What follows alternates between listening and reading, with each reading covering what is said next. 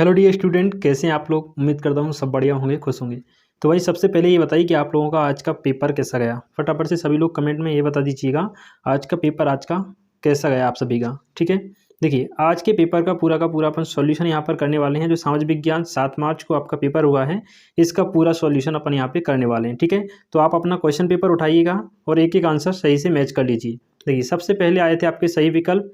तो first question आप देख सकते हैं यहाँ पर, देखिएगा नेपोलियन का इटली पर हमला हुआ, तो इसका सही आंसर हो जाएगा फर्स्ट ऑप्शन आ नंबर का। 1797 में नेपोलियन का इटली पर हमला हुआ था, ये आपका सही आंसर हो जाएगा।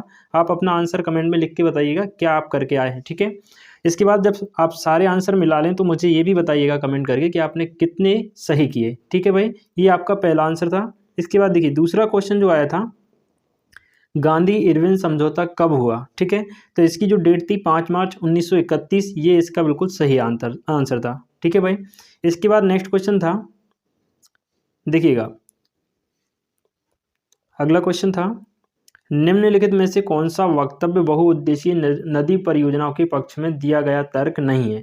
देखिए ये जो क्वेश्चन है बहुत सारा इसमें डाउट हो रहा है बच्चों को, बट मैं इसमें अपना रिव्यू जो देता हूँ, अपना तर्क देता हूँ। इसमें देखिए जो थर्ड वाला है सी ऑप्शन इसका सही हो जाएगा। बाकी जो तीन है तीनों तो पक्ष में है, लेकिन जो तीसरा वाला है व्रत स्तर पर विस्थापन और आजीविका खत्म हो जाती है, ये बहुउद्देशीय परियोजनाओं के पक्ष में नहीं है। ठीक है, तो ये वाला आपका सही हो जाएगा। इसके बाद देखिएगा नेक्स्ट क्वेश्चन आया हुआ था, देखिए इनमें से कौन सी फलीदार फसल है, तो इसमें आपका सही ऑप्शन हो जाता आ नंबर का दालें। ठीक है, आप अपना आंसर बताइएगा क्या आप करके आए हैं। इसके बाद देखिए निम्न में से कौन सा उद्योग दूरभाष कंप्यूटर आदि निर्मित करते हैं। देखिए जो दूरभाष उपकरण बनाते हैं और कंप्यूटर बनाते हैं वो इलेक्ट्रॉनिक उद्योग होते हैं। कौन से होते हैं? इलेक्ट्रॉनिक, यानी कि 12 नंबर का ऑप्शन आपका बिल्कुल सही हो जाएगा। इसके बाद अगला क्वेश्चन आया था, निम्न में से कौन सा राज्य हजीरा विजयपुर जगदीश पाइपलाइन से नहीं जुड़ा हुआ है, तो इसका आपका सही आंसर था महाराष्ट्र। बाकी ये तीनों जुड़े हैं, मध्य प्रदेश, गुजरात, उत्तर प्रदेश जुड़े हुए हैं, महाराष्ट्र नहीं जुड़ा हुआ है। ठीक है भाई, इसके बाद आए थे आपके खालिस्तान।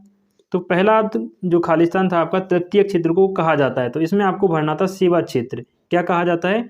सेवा क्षेत्र कहा जाता है। ठीक है भाई, पहला। दूसरा खालिस्तान आपके पास आया था कि बैंक खालिस्तान पर ब्याज देने से, खालिस्तान पर देने वाले ब्याज से ऋण पर अधिक ब्याज लेते हैं, तो जमा राशि पर। इसमें आपका आना था जमा राशि पर। ठीक है भाई, इसमें आपको लिखना था जमा राशि। क्लियर। इसके बाद अगला क्वेश्चन आया था, बड़ी कंपनियों को खालिस्तान कहते हैं, तो इसमें आपको लिखना था बहुराष्ट्रीय कंपनियां कहते हैं, या बहुराष्ट्रीय कंपनियां कहते हैं। क्या कहते हैं? बहुराष्ट्रीय कंपनियां कहते हैं। ठीक है भाई, बहुराष्ट्रीय कंपनियां। इसके बाद अगला क्वेश्चन आपको आया था, खालिस्तान की पूजा सदियों पुराना जनजातीय विश्वास है, तो इसमें आपको भरना था प्रकृति की पूजा। किसका? प्रकृति की पूजा। ठीक है भाई, इसके बाद अगला क्वेश्चन आपको आया था, अफ्रीका में 1890 के दशक में खालिस्तान नामक बीमारी बहुत तेजी से फैल गई थी, तो इसमें आपको बनना था रेंडर पेस्ट। क्या? रेंडर पेस्ट नामक जो बीमारी थी अफ्रीका में बहुत तेजी से फैली थी 1890 के दशक में। इसके बाद अगला क्वेश्चन आपको आया था, औसत आय को खालिस्तान आय भी कहा जाता है। ये क्वेश्चन मैंने कई बार आपको बताया हुआ है, तो इसमें आपको भरना था प्रति व्यक्ति आय। क्या भरना था बेटा? प्रति व्यक्ति आय आपको भरना था। इसके बाद अगला क्वेश्चन आपके सामने आया था सही जोड़ी का, तो इस तरीके से आप देख सकते हैं यहाँ पे सही जोड़ियाँ आई हुई थी। देखिए तो सही जोड़ियों का मैच आपको करना था। रॉलेट एक्ट था जो 1919 में आया था, पहला था आपका रॉलेट एक्ट 1919। ठीक है, दूसरा जेम्स वाट भाप-इंजन, जेम्स वाट ने भाप इंजन बनाया था, दूसरा आपका मिलता भाप इंजन।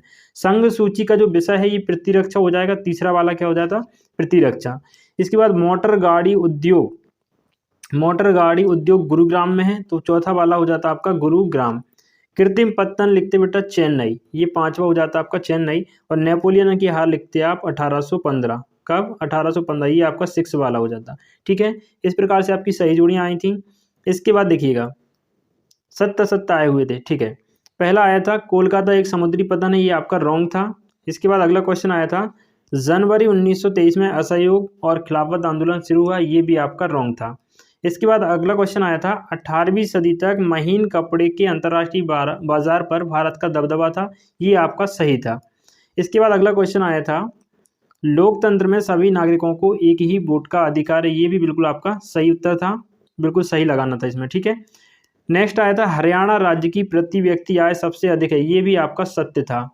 मनरेगा कानून 2005 से लागू किया, इसमें भी आपको सही लगाना था। ठीक है, आप लोग अपने आंसर कमेंट में ज़रूर लिख के बताइएगा आप लोग क्या लगा के आए हैं और आपके कितने में से कितने सही हुए। ठीक है भाई, चलिए एक शब्द में उत्तर आए थे, देखिएगा।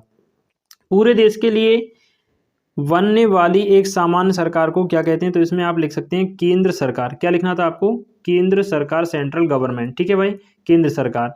अगला क्वेश्चन आपके पास आया था, नागरिकों की गरिमा तथा स्वतंत्रता को बनाए रखने के लिए कौन सी शासन प्रणाली उत्तम है?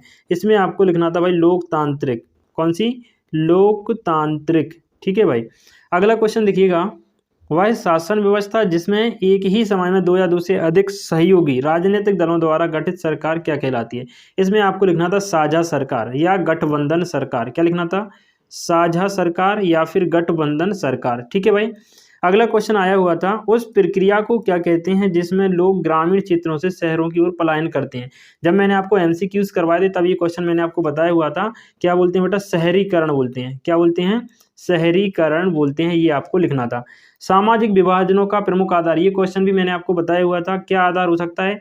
जाति, भाषा और धर्म। जाति, भाषा और धर्म। ठीक है, जाति, भाषा और धर्म इसमें आपको लिखना था। देखिएगा अगला क्वेश्चन था, किन्हीं दो देशों के नाम बताइए जहां मजबूत लोकतंत्र है? तो एक तो भाई भारत लिख दीजिए, भारत लिखना था, और दूसरा आपको लिखना था बेल्जियम। ठीक है, भारत और बेल्जियम। भारत देश का कितने प्रतिशत व्यापार समुद्रों द्वारा होता है? देखिए ये आपके 2 नंबर वाले क्वेश्चन थे, तो उम्मीद है ये सारे क्वेश्चन आपने कर दिए थे। ठीक है, सभी ने कर दिए होंगे। तो मैंने आपको सारे के सारे ऑब्जेक्टिव टाइप के क्वेश्चन बता दिए हैं बेटा। अब आप मुझे कमेंट करके ये बताना कि आपने कितने में से कितने क्वेश्चन सही किए। ठीक है भाई, तो चलिए मिलते हैं आप सभी से शाम को 8:30 बजे लाइव क्लास में। ठीक है, सभी लोग आइएगा शाम को 8:30 बजे। मैथ का मॉडल पेपर अपन सॉल्व करेंगे, मैथ का मॉडल पेपर। ठीक है भाई, चलिए थैंक यू।